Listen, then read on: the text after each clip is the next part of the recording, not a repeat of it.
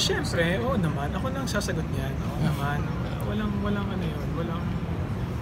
Walang kagatol-gatol kung sasagutin na oo naman. At saka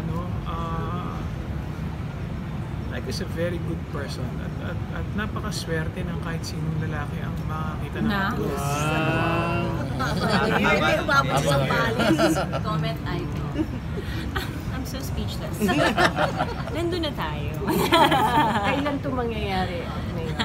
Hopefully siguro bigyan nyo kami hanggang next year. Siguro kung we will settle everything, no? Ayusin namin lahat ng dapat ayusin, no? I can't wait. Hindi na rin ako makapag-antay kasi syempre yun naman ang gusto mo, makasama habang buhay yung taong pinakamamahal mo.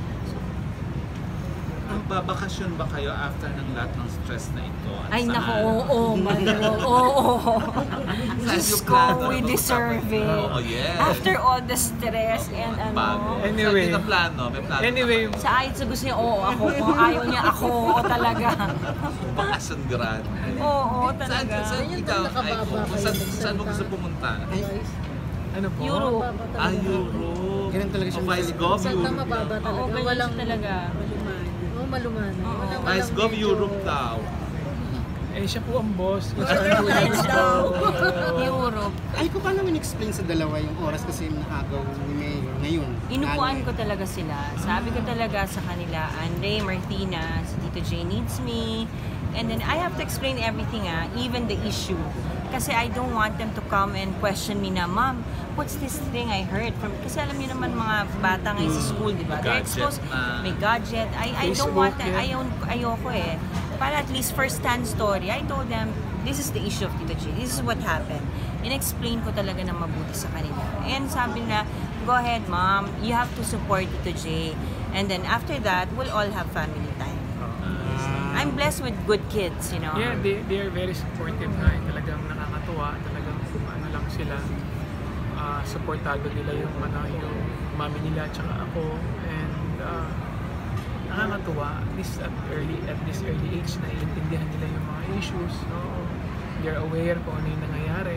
So, I am very thankful at talagang naiintindihan nila. Like in a week, ilang days ka sa Zambales?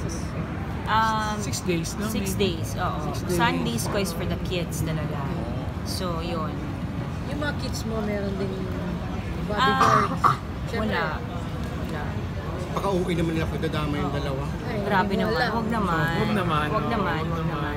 Ay ko sa 2020, ikaw na. Tuloy na. Wala election na QC ba o Zambales? 2022. Ay, 2022.